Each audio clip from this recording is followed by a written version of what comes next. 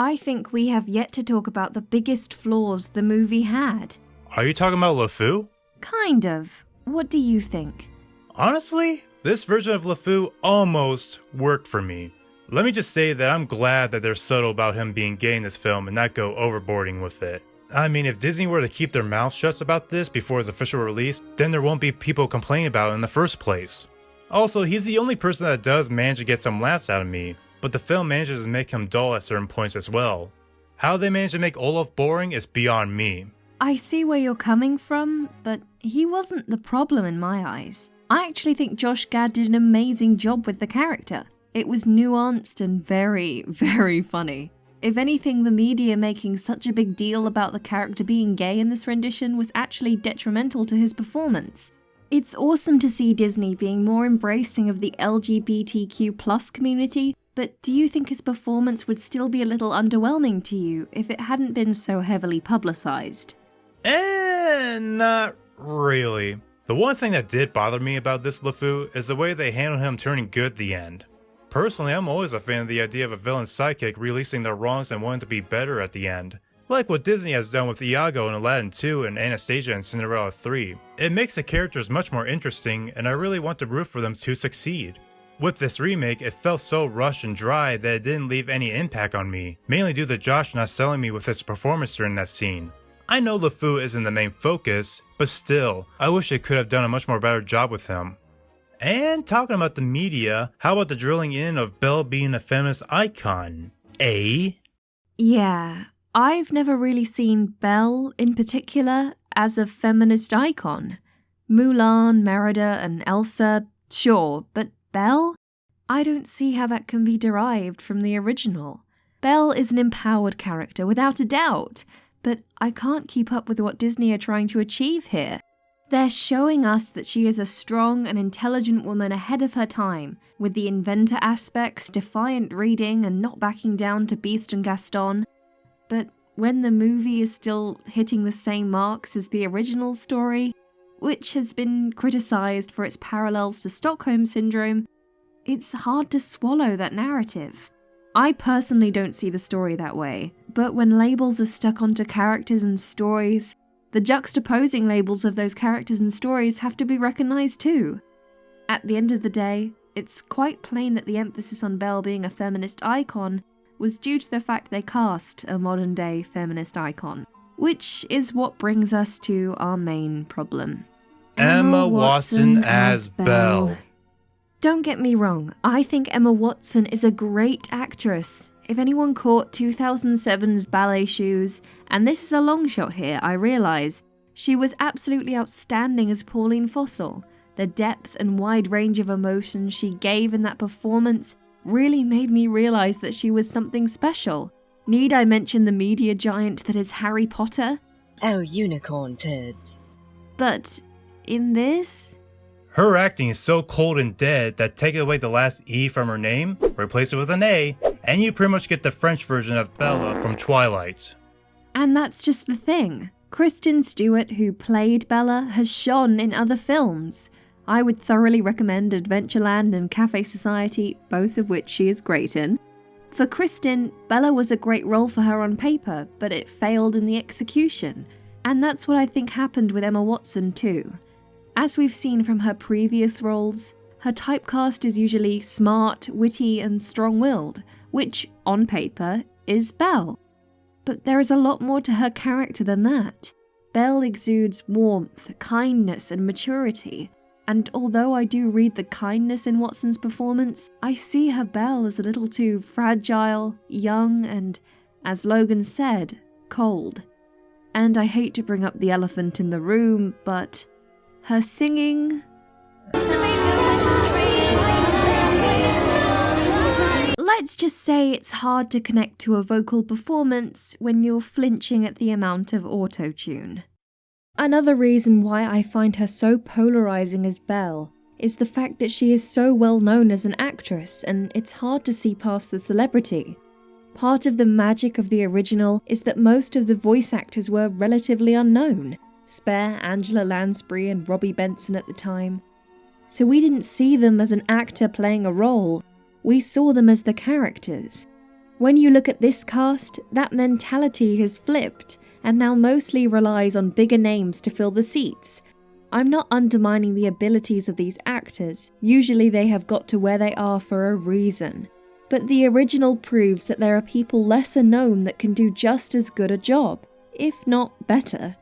However, as much as I wish they'd brought on an all-singing, all-dancing, relatively unknown Broadway starlet to play Belle, there is a reason this all-star fantasy football-style cast formula is used, which the box office figures show loud and clear. What?! Look, I understand remaking a film so it could appeal to today's audience and not feel outdated. Heck, there have been some that I like much more better than the original. Though with this trend with Disney animated films into live action, they don't seem to understand what made the original films work. Plus the fact that these films have been seen from generation to generation! They are classics for a reason! What did these remakes do for me? Well, Maleficent was an insult. Get out of my face! Cinderella's alright, but very forgettable. The Jungle Book was pretty decent. Do not mention that foul creation. Pete's Dragon has nothing to do with the original. Though honestly, I think it's for the best.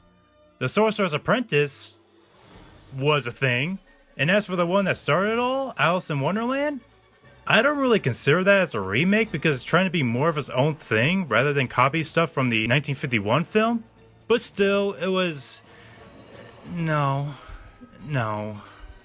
Generally, they all rehash the same story and just seem like pretty cash grabs. As much as I like fanfiction, Disney could be making much more ambitious live-action projects instead of just adding to their oceans of money for Scrooge McDuck to now sail in. With all of this in perspective, and this is the big question here, do you think a Beauty and the Beast remake needed to be made? My answer is kinda, but no. I mean, this film has so much potential to take the animated film and add changes to it to not only stand out better, but also add in more development to these beloved characters that we don't even know about. But instead, this is just a quick cash grab from the company that, while having elements that do work, ended up just being a mess with its retelling, pacing, characters, and Belle especially. If you want a good retelling of the animated film with an edge to it, then I highly recommend reading As Old as Time by Liz Braswell. It adds a very dark twist to the animated classic that you find yourself wondering, what's going to happen next? Overall, the film gets a solid D from me. It's not that it's insulting or anything, it's just pointless. Just not needed. Just stick to the animated film. Simple as that. Although I enjoyed the film, I have to agree and say no. Actually, that's how I feel with all of the live-action remakes so far, too. As interesting as it is to see a retelling of an old favourite, that's all there'll ever be, a retelling.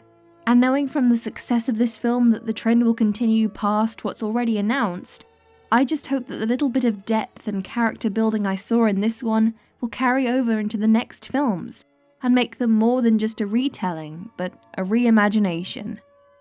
Well, fingers crossed for Mulan, and Dumbo, and Lion King, and Aladdin, Logan. and Peter Pan, Logan. and The Little Mermaid, That's enough now, Logan. and Cruella de Vil, Logan, stop. and Tinkerbell, Stop. and Sword of Stone, and Prince Stop. Charming. Well, that was something.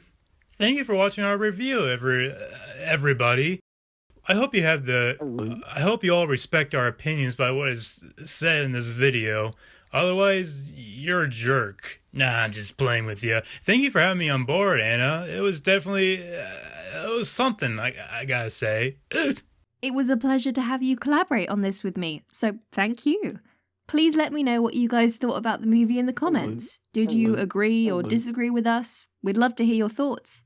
And in the great words of itsannachloem, TTFN. Sorry? Ta-ta for now. Is this really how we're ending this? Let's go to the park and let's grab ourselves some tomatoes and then lay on the beach with our swimming outfits and watch the sunrise. We call them swimming Sunny costumes. up, sunny side up, chip chip. What? Where am I going with this? I can't feel great. My British accent is terrible. I'm just going on and on with sound a this bit nonsense. Scottish, actually. What is going on? I have no idea, man. I don't know either.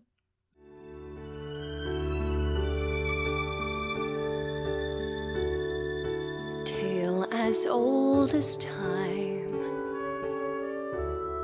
true as it can be. Barely even friends, then somebody bends unexpectedly.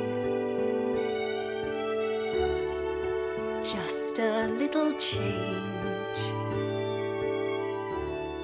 small to say the least, both a little scared, neither one prepared. Beauty and the Beast.